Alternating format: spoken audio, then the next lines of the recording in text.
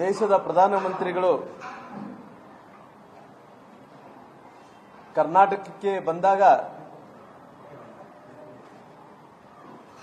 ಭದ್ರತೆಯನ್ನು ನೀಡಲಾದಂತ ಕಾಂಗ್ರೆಸ್ ಸರ್ಕಾರ ದೇಶದಲ್ಲಿ ವಿಶ್ವದಲ್ಲಿ ಪ್ರಧಾನಮಂತ್ರಿಗಳು ಹೋದಂತ ಸಂದರ್ಭದಲ್ಲಿ ವಿಶೇಷವಾದಂತ ಭದ್ರತೆಯನ್ನು ವಿಶ್ವದಲ್ಲಿದ್ದಂತ ಎಲ್ಲ ದೇಶಗಳು ಪ್ರಧಾನಮಂತ್ರಿಗಳಿಗೆ ಭದ್ರತೆಯನ್ನು ಕೊಡ್ತಾರೆ. ಆದರೆ ಕರ್ನಾಟಕದಲ್ಲಿ ಕಾಂಗ್ರೆಸ್ ಸರ್ಕಾರ ಭದ್ರತೆಯನ್ನು ಒದಗಿಸುವಂತ ವಿಚಾರದಲ್ಲಿ ಸಂಪೂರ್ಣವಾಗಿ ವಿಫಲವಾಗಿದೆ ಅನ್ನಂತ ಮಾತನ್ನು ಹೇಳ್ತಾ ಇದ್ದೀನಿ. ಯಾಕಂದ್ರೆ ಇವತ್ತು ಈ ರಾಜ್ಯದ ಮುಖ್ಯಮಂತ್ರಿಗಳಂತ ಸನ್ಮಾನ್ಯ ಸಿದ್ದರಾಮಯ್ಯನವರು, ಈ ರಾಜ್ಯದ ಗೃಹ ಮಂತ್ರಿಗಳಂತ ಪರಮೇಶ್ವರ್ ಅವರು ಅವ್ರು ತಿಳ್ಕೊಂತ ಇದ್ದಾರ ಬಿಜೆಪಿಯವರಿಗೆ ಮಾತ್ರ ಪ್ರಧಾನಮಂತ್ರಿಗಳು ಅಂತ ಹೇಳಿ ತಿಳ್ಕೊಂತ ಇದ್ದಾರ. ಅವ್ರು ಈ ದೇಶದ ಪ್ರಧಾನಮಂತ್ರಿಗಳಂತೇಳಿ ಅವ್ರು ತಿಳ್ಕೊಂತ ಇಲ್ಲ. ಯಾಕಂತೆ ದೇಶದ ಪ್ರಧಾನಮಂತ್ರಿಗಳು ಅತ್ಯಂತ ರಿಸ್ಕ್ ದಲ್ಲಿರುವಂತ ವಿಶ್ವ ನಾಯಕ ಮೋದಿಜಿಯವರು. ಆದರೆ ನಿನ್ನೆ ಪ್ರಧಾನಮಂತ್ರಿಗಳು ಬಂದಂತ ಸಮಯದಲ್ಲಿ, ಕರ್ನಾಟಕಕ್ಕೆ ಬೆಂಗಳೂರಿಗೆ ನಿನ್ನೆ ಬಂದಂತ ಪ್ರಧಾನಮಂತ್ರಿಗಳ ಸಮಯದಲ್ಲಿ ಹತ್ತತ್ರ 100 ಮಂದಿಯನ್ನ ಇನ್ಸ್ಪೆಕ್ಟರ್ಗಳನ್ನು 100 ಮಂದಿ ಇನ್ಸ್ಪೆಕ್ಟರ್ಗಳನ್ನು ವರ್ಗಾವಣೆ ಮಾಡಂತ ಕೆಲಸ ಈ ಸರ್ಕಾರ ಮಾಡ್ತಿದೆ. ನಾನು ಕೇಳ್ತೇನೆ, ಅವ್ರು ಯಾಕೆ ಅಷ್ಟು ಅರ್ಜೆಂಟ್ ಆಗಿ ಅಷ್ಟು ತುರ್ತಾಗಿ ಅವ್ರನ್ನ ವರ್ಗಾವಣೆ ಮಾಡಲಿಕ್ಕೆ ಅವ್ರು ಏನು ಯಾಕಂದ್ರೆ ಇವತ್ತು ಪ್ರಧಾನಮಂತ್ರಿಗಳು ಬರಂತ ಅದೇಯಲ್ಲಿ ಜಿಲ್ಟನ್ 6 ಸಿಕ್ಕಿದಾವ, ವೈರ್ಗಳು ಸಿಕ್ಕಿದಾವ.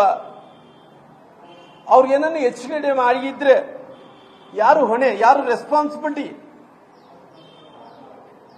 ಯಾಕೋ ಪ್ರಧಾನಮಂತ್ರಿಗಳ ಮೇಲೆ ಏನು ಪಂಚರಾಜ್ಯಗಳು ಚುನಾವಣೆ ಗೆದ್ದಾರಂತೇಳಿ ಪ್ರಧಾನಮಂತ್ರಿಗಳ ಮೇಲೆ ಕೋಪನ? ಈ ಕಾಂಗ್ರೆಸ್ ಸರ್ಕಾರ ಇವತ್ತು ಪ್ರಧಾನಮಂತ್ರಿಗಳ ಬಗ್ಗೆ ಕಾಳಜಿ ಇಲ್ಲ, ಪ್ರಧಾನಮಂತ್ರಿಗಳ ಬಗ್ಗೆ ಗೌರವ ಇಲ್ಲ. ಪ್ರಧಾನಮಂತ್ರಿಗಳು ಕರ್ನಾಟಕಕ್ಕೆ ಬರ್ತಾ ಇದಾರ, ಬೆಂಗಳೂರು ಬರ್ತಾ ಇದಾರೆ ಅಂದ್ರೆ ಈಗ ಅವರು ಯಾವ ರೀತಿಯಲ್ಲಿ ರಕ್ಷಣೆ ಮಾಡಬೇಕು ಅನ್ನಂತ ವಿಚಾರದಲ್ಲಿ ಕೂಡ ಕಾಳಜಿ ಇಲ್ಲ. ಅದಕ್ಕೋಸ್ಕರವಾಗಿ ಏನು ಅವ್ರು ಬರಂತ ಹಾದಿಯಲ್ಲಿ ಏನು ಜಿಲ್ಟನ್ 6 ಸಿಕ್ಕಿದಾವ, ವೈರಸ್ ಸಿಕ್ಕಿದಾವ, ಏನ್ ಸಿಕ್ಕಿದಾವ, ಆದಷ್ಟು ಶೀಘ್ರದಲ್ಲೇ NIA ತನಿಖೆಗೆ ಅದನ್ನ ಒಪ್ಪಿಸಬೇಕು ಅಂತೇಳಿ ನಾನು ಒತ್ತಾಯವನ್ನು ಕೂಡ ಮಾಡ್ತೀನಿ ರಾಜ್ಯ ಸರ್ಕಾರಕ್ಕೆ.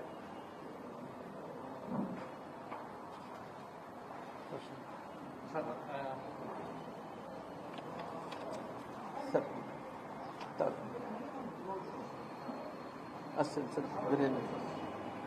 Okay, thank you sir. ಈ PM ಅವರು ಪೆಟ್ರೋಲ್ ಡೀಸೆಲ್ ಕಡಿಮೆ ಮಾಡೋದು, ಚಿನ್ನ ಇದ್ರ ಬಗ್ಗೆ ಎಲ್ಲ ನೀವು ಸ್ಟೇಟ್ಮೆಂಟ್ ಕೊಡ್ತಾರೆ ಸರ್, ಅದು ಎಷ್ಟರ ಮಟ್ಟಿಗೆ ಸರಿ ಹೊಂದುತ್ತೆ? ನೋಡ್ರಿ, ನಾನು 2-3 ಹೇಳಿಕೆಗಳನ್ನು ನಾನು ನೋಡ್ತಾ ಇದ್ದೆ. ವಿಧಾನ ಪರಿಷತ್ತಿನ ನಾಯಕರಾದಂತ ಹರಿಪ್ರಸಾದ್ ಅವರ ಹೇಳಿಕೆಯನ್ನು ಕೂಡ ನಾನು ನೋಡ್ತಾ ಇದ್ದೆ. ಅದೇ ರೀತಿಯಲ್ಲಿ ಸಿದ್ದರಾಮಯ್ಯರ ಹೇಳಿಕೆಯನ್ನು ಕೂಡ ನಾನು ನೋಡ್ತಾ ಇದ್ದೆ. ಬಹುಶಃ ಈ ರಾಜ್ಯದ ಜನರು ಅದಕ್ಕೋಸ್ಕರವಾಗಿ ಅವ್ರನ್ನ ಮರೀತಾ ಇದ್ದಾರೆ. 2013ರಲ್ಲಿ ನಿಮ್ಮ ಸರ್ಕಾರ ಇತ್ತಲ್ಲ, ದೇಶದಲ್ಲಿ UPA ಸರ್ಕಾರ, ಪ್ರಧಾನಮಂತ್ರಿಗಳು ಮನಮೋಹನ್ ಸಿಂಗ್ ಅವರು ಇದ್ರಲ್ಲ, ಇದ್ದಂತ ಟೈಮಲ್ಲಿ ನಿಮ್ಮ ಹಣಕಾಸಿನ ಮಂತ್ರಿಗಳಂತ ಚಿದಂಬರಂ ಅವರು, ಅವತ್ತಿನ ಪ್ರಧಾನಮಂತ್ರಿಗಳಂತ ಮನಮೋಹನ್ ಸಿಂಗ್ ಅವರು, ಅವ್ರ ಹೇಳಿಕೆಗಳನ್ನು ನೋಡ್ರಲ್ಲ. ಯಾಕೆ ಮರೀತೀರಿ? ನಿಮ್ಗೇನ ಅರಿವಾಗ್ತಾ ಇದೆ? ನಿಮ್ಗೇನ ದೇಶದಲ್ಲಿ ಯುದ್ಧದ ಪರಿಸ್ಥಿತಿ ಇದೆ. ಯುದ್ಧದ ಪರಿಸ್ಥಿತಿಯಲ್ಲಿದ್ದಂಥ ಟೈಮಲ್ಲಿ ಯಾವ ರೀತಿಯಲ್ಲಿ ನಮ್ಮಲ್ಲಿ ಇದ್ದಂಥ ಡೀಸೆಲ್, ಪೆಟ್ರೋಲು, ನಮ್ಮಲ್ಲಿ ದಿನನಿತ್ಯ ಬಳಸುವಂತ ವಸ್ತುಗಳನ್ನು ಯಾವ ರೀತಿಯಲ್ಲಿ ಏನು ಎಕ್ಸ್ಪೋರ್ಟ್ ಮಾಡ್ಕೊಂತೀವೋ ಅದ್ರ ಏನು ಮಾಡ್ಕೊಂಡಂತ ವಿಚಾರಗಳಲ್ಲಿ ಮಿತಿರ್ಲಿ ಅಂತ ಹೇಳಿ ಅನ್ನಂತ ಮಾತನ್ನು ಹೇಳಿದಾರಾಗ್ಲಿ. ಅವತ್ತು ನಿಮ್ಮ ಪ್ರಧಾನಮಂತ್ರಿಗಳು ಹೇಳಿಕೆಯನ್ನು ಕೊಟ್ಟಿಲ್ಲ. 2013ರಲ್ಲಿ ಏನಿತ್ತು? ಅವತ್ತಿನ ಹಣಕಾಸಿನ ಮಂತ್ರಿಗಳು ಅಂತ ಚಿದಂಬರಂ ಏನು ಹೇಳಿಕೆಯನ್ನು ಕೊಟ್ಟರು ನೋಡ್ರಲ್ಲ. ಅದಕ್ಕೋಸ್ಕರವಾಗಿ ನಿಮ್ಮನ್ನ ನೀವು ಮರೀತಾ ಇದ್ರಿ ಜನರನ್ನ. ನಿಮ್ಮ ಹೇಳಿಕೆಗಳನ್ನು ನಿಮ್ಮ ಸರ್ಕಾರದಲ್ಲಿ ಇದ್ದಂತ ಟೈಮಲ್ಲಿ ಅವು ಎಲ್ಲ ಹೇಳಿದಂತ ವಿಚಾರಗಳನ್ನು ಮರೀತಾ ಇದ್ರಿ. ಅದಕ್ಕೋಸ್ಕರ ದೇಶದ ಜನರು ನಿಮ್ಮನ್ನು ಕೂಡ ಕಾಂಗ್ರೆಸ್ ಪಾರ್ಟಿಯನ್ನು ಮರೀತಾ ಇದ್ದಾರೆ. ಸರ್, ಈಗ PM ಅವರ ಹೇಳಿಕೆ ಎಷ್ಟು ಪ್ರಸ್ತುತಿ ಅಂದ್ರೆ, ಈಗ ಅವ್ರು ಹೇಳಿದ್ದಾರೆ ಅಂತ ತಕ್ಷಣಕ್ಕೆ ಎಲ್ಲವೂ ಕಡಿಮೆ ಆಗುತ್ತಾ? ಈಗ ಸಾರ್ವಜನಿಕ ಸಾರಿಗೆ ಹೇಳಿದ್ದಾರೆ, ನೀವು ಅಲ್ರಿ ಅವರು ನೋಡ್ರಿ, ಕಾಂಗ್ರೆಸ್ ಅವರಿಗೆ ಸ್ವಲ್ಪ ಬುದ್ಧಿ ಕಡಿಮೆ. ಕಾಂಗ್ರೆಸ್ ಬಿಜೆಪಿ ಅಲ್ಲ, ನಾನೇನ್ ಹೇಳ್ತಾ ಇದ್ರಿ ನೋಡ್ರಿ, ಅಲ್ಲ ನಿನ್ನೆ ಶಿವಕುಮಾರ್ ಅವ್ರು ಏನ್ ಹೇಳಿಕೆಯನ್ನು ಕೊಡ್ತಿದ್ರು, ಅವ್ರು ಹೇಳಿದಂಥ ಟೈಮಲ್ಲಿ ಗಂಟೆ ಹೊಡೆದಿವಿ, ಕೋವಿಡ್ ಬಂದಂಥ ಟೈಮಲ್ಲಿ, ಕೊರೋನಾ ಬಂದಂಥ ಟೈಮಲ್ಲಿ ಅವ್ರು ಹೇಳಿದಂಥ ಟೈಮಲ್ಲಿ ದೀಪ ಹಚ್ಚಂದ್ರೆ ದೀಪ ಹಚ್ಚಿವಿ, ಇನ್ನೊಂದು ಮಾಡಂದ್ರೆ ಇನ್ನೊಂದು ಮಾಡಿದ್ವಿ. ಆ ಕೊರೋನಾ ಏನನ್ನು ಕಡಿಮೆ ಆಯ್ತಾ ಅಂತೇಳಿ ಅವ್ರು ಕೇಳ್ತಾ ಇದ್ರು.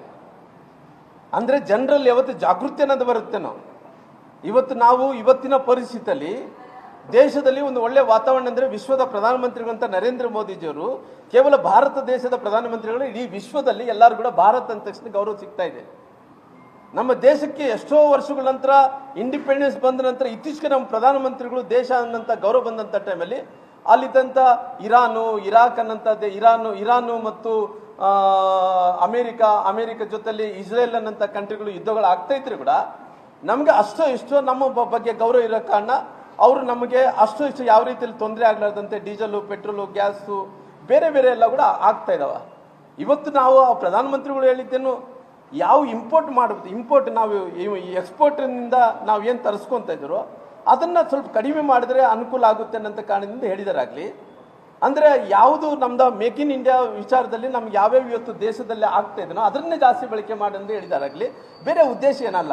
ಜನರಿಗೆ ಪ್ರಧಾನಮಂತ್ರಿಗಳು ಹೇಳೋದ್ರಿಂದ ಜನರಿಗೆ ಒಂದು ಜಾಗೃತಿಯನ್ನು ಮೂಡಿಸೋಂಥ ಕೆಲಸ ಆಗುತ್ತೆ. ಏನೋ ಇವತ್ತು GDP ಏನಿದೆ ಇವತ್ತು ನಮ್ಮ ದೇಶದಲ್ಲಿ, ಇವತ್ತು ಕಾಂಗ್ರೆಸ್ ನಾಯಕರಿಗೆ ಕೇಳ್ತೀನಿ, ನಿಮ್ಮ ಸರ್ಕಾರ ಇದ್ದಂಥ ಟೈಮಲ್ಲಿ GDP ಏನಿತ್ತು? ಇವತ್ತು ನಮ್ಮ ಆರ್ಥಿಕ ಸ್ಥಿತಿ ಎಷ್ಟು ಚೆನ್ನಾಗಿದೆ ಅಂದರೆ ವಿಶ್ವದಲ್ಲಿ ನಂಬರ್ 3ನೇ ಸ್ಥಾನಕ್ಕಿದ್ದೀವಿ, ವಿಶ್ವದಲ್ಲಿ 3ನೇ ಸ್ಥಾನಕ್ಕಿದ್ದೀವಿ.